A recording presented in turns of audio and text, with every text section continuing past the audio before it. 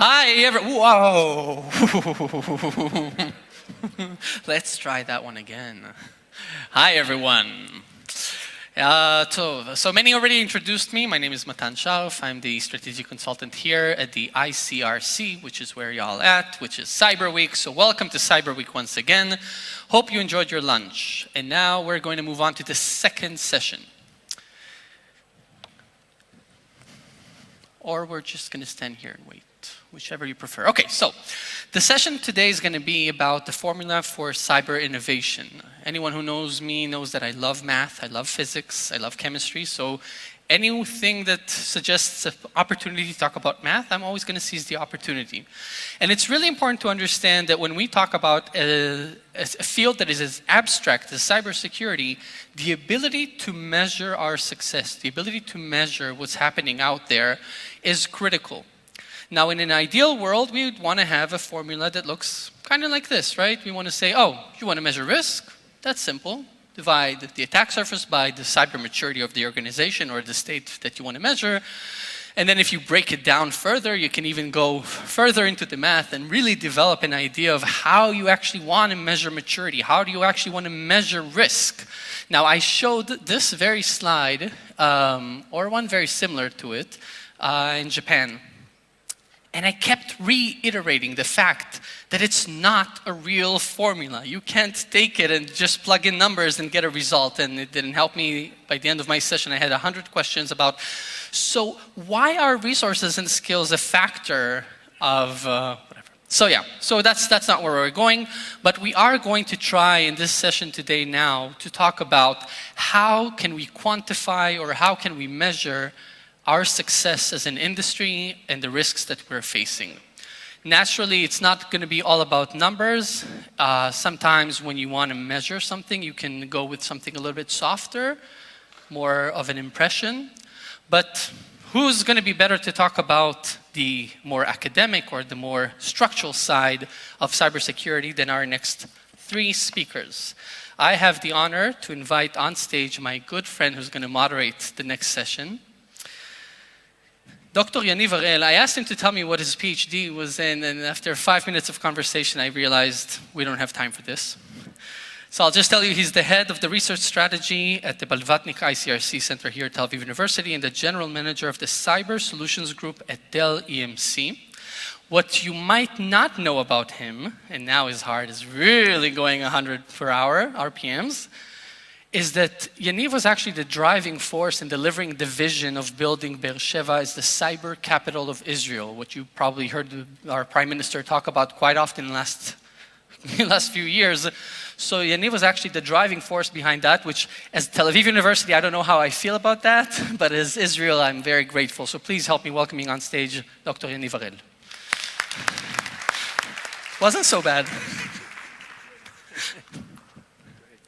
Thank you, Matan, and it's great Thank you. to be here with you. And we are going to talk about the formula of innovation. This is the session that we have the honor to host here this afternoon. And when we talk about innovation, so of course, looking at the exact definition will show us that innovation is everything. Innovation is innovation in products, in technologies, in services, in methodologies, and many other things. This is the idea of creating new product that wasn't here at all, or to improve one of the products or the services or the capabilities that we already have. And when we are talking about the innovation, we actually look and want to achieve all these good things of the new capabilities and how to be able to be better protecting the cyber and other ideas. And we ask ourselves, how can we create this innovation in our organizations? And we understand that we want to give our employees the infrastructure, the knowledge, the inspiration, and everything needed in order to provide or to create this innovation. And we see in recent years several of the programs that companies create internally to have such innovation that is being driven by the employees. Ideas that they want to create out of the the regular engineering teams or the scientists or others. And when we talk about how we can create this innovation, and when we talk about specifically innovation regarding cyber, so I would like to share with you, I'm not sure that this is the answer for this, but the Israeli interpretation of what are the 6 elements for cyber innovation. So of course, the first one is thinking out of the box. And when we talk about cyber, this is not regular out of the box. This is a unique out of the box that, by the way, if you drive in Israel, you can get an idea what is out of the box thinking in driving. When the lane is stuck, let's find the other one. When the door is closed, let's come from the window. This is the out of the box thinking regarding cyber offensive, but also if I want to protect, it's better to think that my attacker has this out of the box thinking.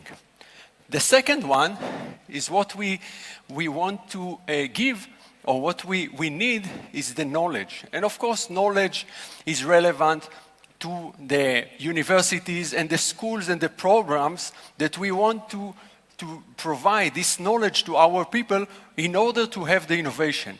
But in Israel, we have another secret. We have the service of 2 or 3 years that part of our youngers having this kind of training of 2 or 3 years being involved in technologies and in operational challenges that really prepare for these challenges and potential innovation.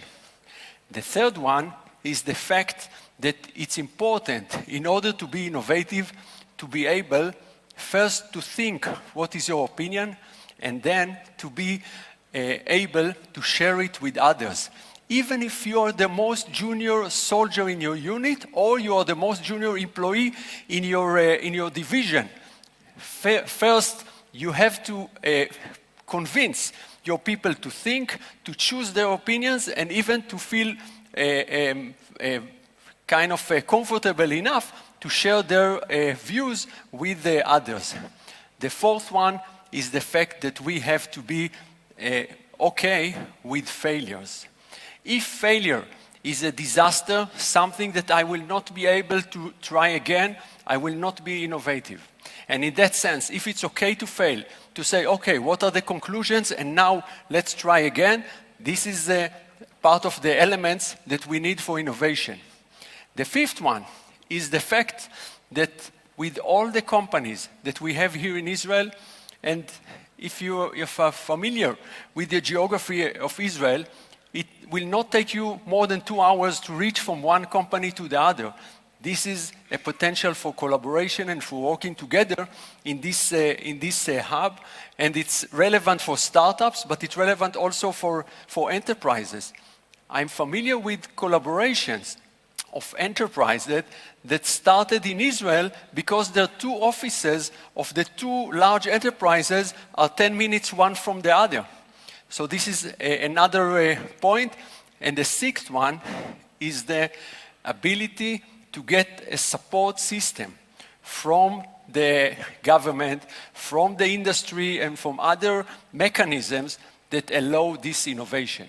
And when we look about all these elements of how we can drive and promote innovation, I'm not sure that this is the academic only answer, but I'm sure that these elements are very important to create innovation, and we in Israel practice these elements in order to create the cyber innovation. One example that I want to share with you is the Be'er Sheva that Matan could guess. That Be'er Sheva is a great example for such a hub that create ecosystem that government, industry, and academy work together in the same campus, each one on its own challenges, but they create collaboration. Even though they sometimes compete with each other, they share part of the resources and the infrastructure for these challenges.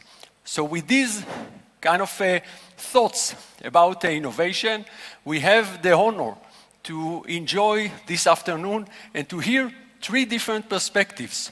One of a representative of Microsoft, a global technology and software company, one from Symantec, from a security global company, and one from the IAI, the Israeli aircraft industry, the point of view of a defense contractor and cyber projects providers. So with these three different perspectives, I'm sure that in an hour we'll be much more educated about the idea of cyber innovation and the Formula 4.